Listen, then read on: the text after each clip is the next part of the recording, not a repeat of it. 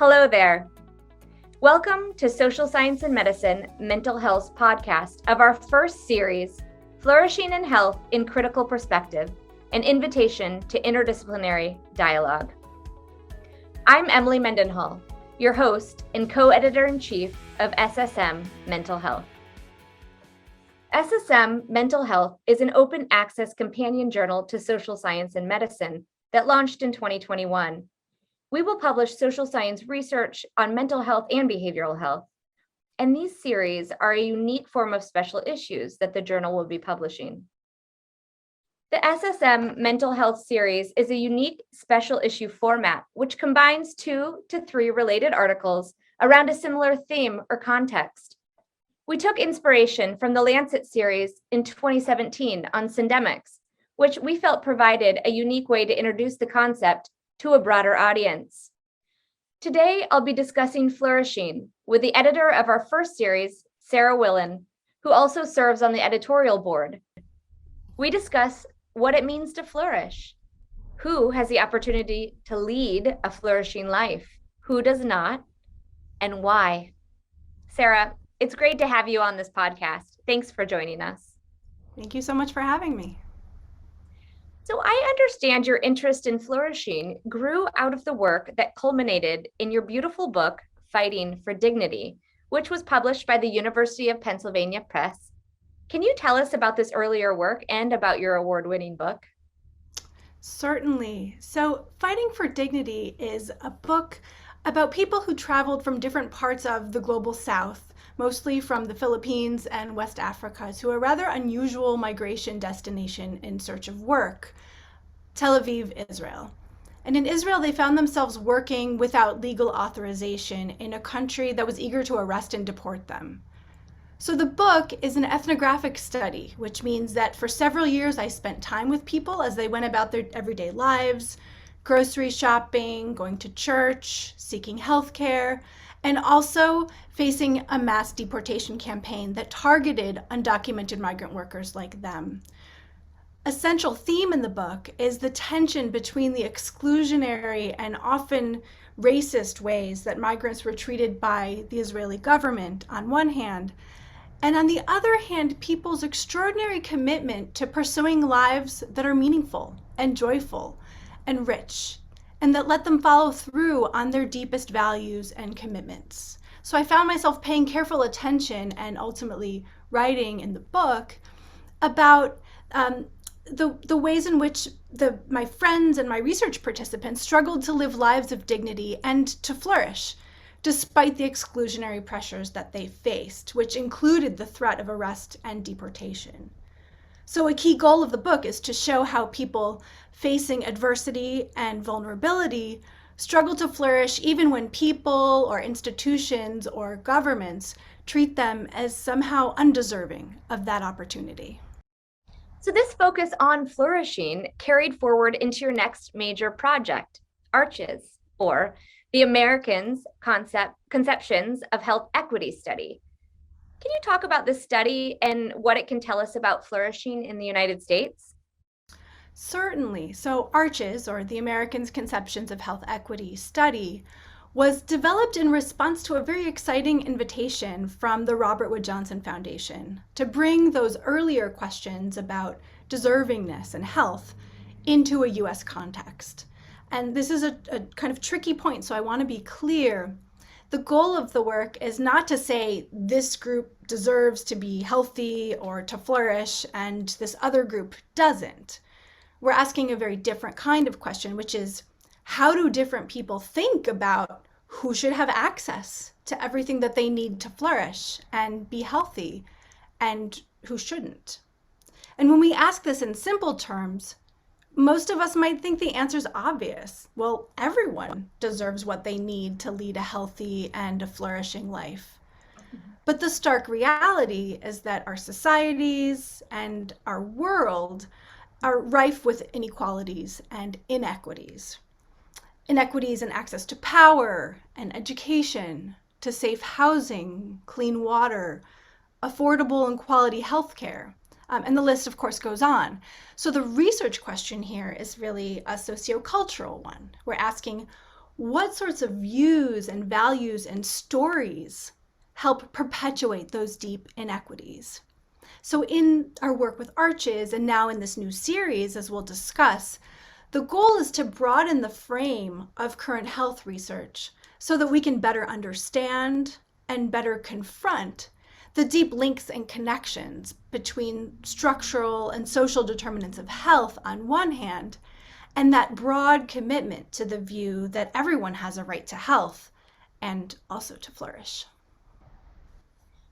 So a crucial finding in the series is that flourishing is getting a lot of attention in mental health and related fields. It's kind of one of those popular concepts, but that now it's a time to take a step back and think critically about what flourishing actually means. So the collection is framed as an invitation to interdisciplinary dialogue. And one article is called Rethinking Flourishing. Can you say more about these goals for the collection? Absolutely. So the approach to flourishing that I've just described is actually a somewhat unusual one that's rooted in what we might call the critical social sciences of health, which includes my own field of medical anthropology and other fields, including some scholarship in disability studies, in bioethics, in public health ethics, and other fields. So in recent years, research on flourishing, both in general and also in relation to health, has been gathering a lot of strength, as you suggested. Most of this work is grounded in the field of positive psychology, which typically uses quantitative surveys to ask largely psychological questions of many, many people, sometimes tens of thousands of people.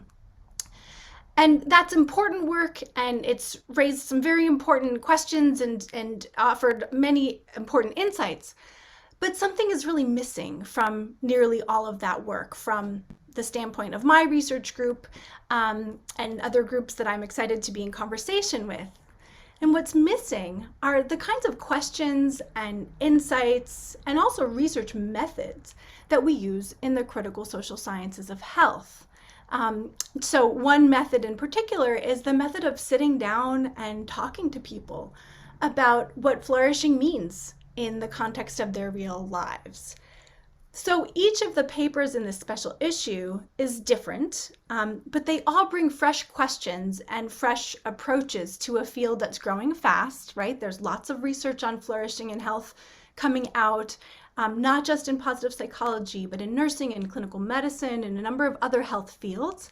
And I should add that this new burgeoning area of flourishing and health research has the potential to have quite far-reaching effects on how we think about health in general and how we think about health in clinical and especially in the policy domains.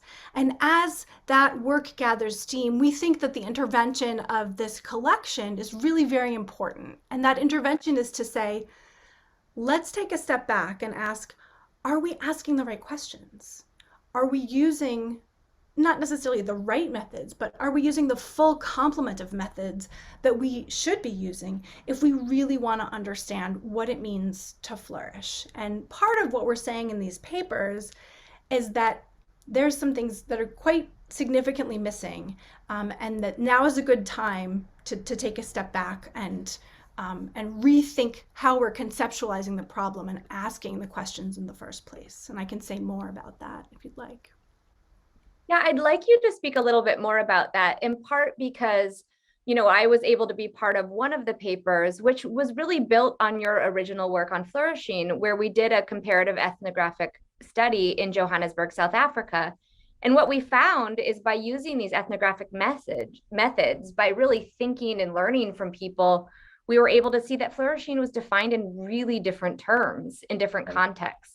And that really matters. So I wanted to ask you to speak a little bit more about the importance of qualitative approaches to flourishing, including ethnography. Can you tell us how ethnography can advance our understanding of flourishing and why that matters so much? Absolutely. And I'll answer your question by pointing to what is arguably the major study of flourishing that's really emerged on the scene very recently in the past few months, and that's a project called the Global Flourishing Study, which is led by researchers at Harvard and Baylor University. And this is a very interesting study that will involve 240,000 people in 22 countries. And the price tag for the study is quite large. I understand it's $43 million. So this is a major study of flourishing, which we might think is really exciting. And in some respects, it is very exciting. But, and this is where the critical social sciences of health piece comes in, that's a major study that's going to generate a lot of research fundings that are going to be introduced probably quite rapidly into policy conversations. But are they asking the right questions? Are they asking people what they understand flourishing to mean, what might help people flourish, or what might get in the way of flourishing in ways that really connect with everyday lives? Or, as you suggest, in ways that are going to resonate in different cultural contexts meaningfully.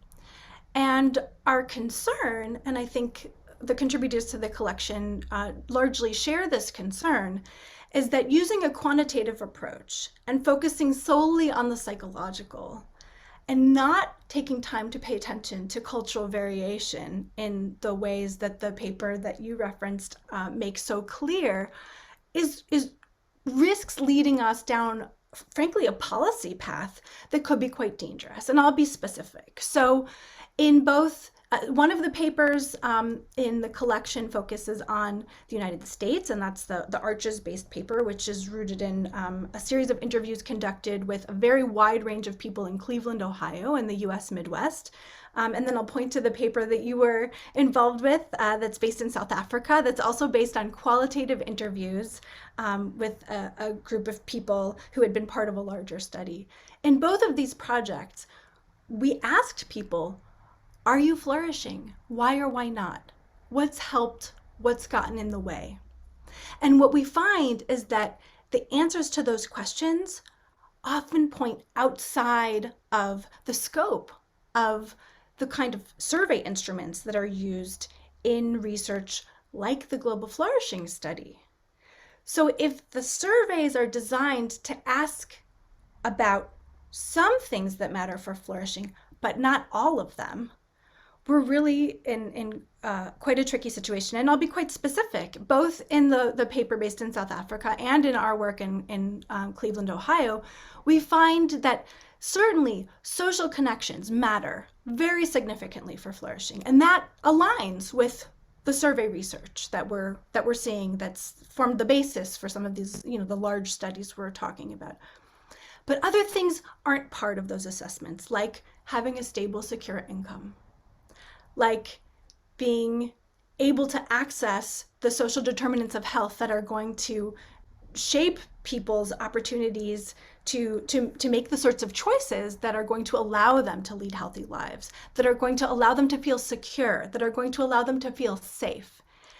If the issues that really matter to people as they pursue flourishing aren't part of our quantitative measures, then we might make policy recommendations that focus just on the psychological or just on internal experience and forget all of the insights that we can draw on from critical public health research.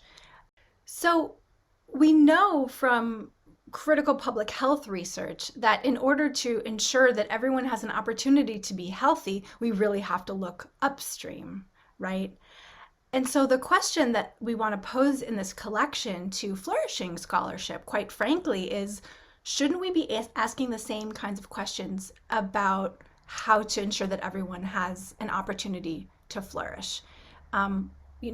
Wouldn't it seem reasonable to expect that the same things that impair people's opportunities to be healthy, lack of access to education, transportation, clean water, affordable, accessible healthcare, et cetera, would also impede people's opportunities to flourish? And the research that we're presenting in this collection suggests that appears to be the case, and that we really should be digging deeper into that insight and paying more careful attention to those relationships. So what does that mean from a practical standpoint or from a policy standpoint? Well, one thing it means is that we have a lot of research to do, that this is really a time to think about flourishing in interdisciplinary ways, to recognize not that we should throw out survey research or that we should only do qualitative research, but that there are really robust insights that we can develop if we mesh different research strategies and research methods. And then from a policy standpoint, I think we need to pause before we decide that we can draw policy conclusions from flourishing research that focuses only on the psychological, that neglects the structural, that fails to attend to relations of power and the role of inequality and injustice.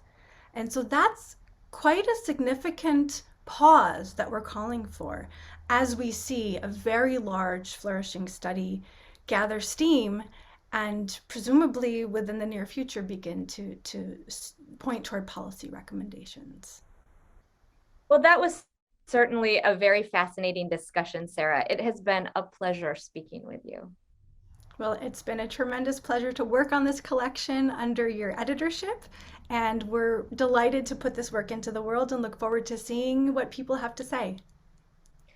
That's Sarah Willen, medical anthropologist and professor at the University of Connecticut. Thank you for joining us on SSM Mental Health's podcast on flourishing. Be on the lookout for future series from us. We are currently working on country-focused series in India, China, Brazil, South Africa, Uganda, Kenya, and one in the United States focused on psychosis. We also have a series in review on adolescent mental health in Kenya, and another on the Pandemic Journaling Project. And we invite your proposals for series. Once again, through 2022, SSM Mental Health will waive open access for all papers accepted for publication in series, and we hope to continue this beyond 2022. Please visit our homepage at elsevier.com and follow us on Twitter at SOCSCIMED to learn more.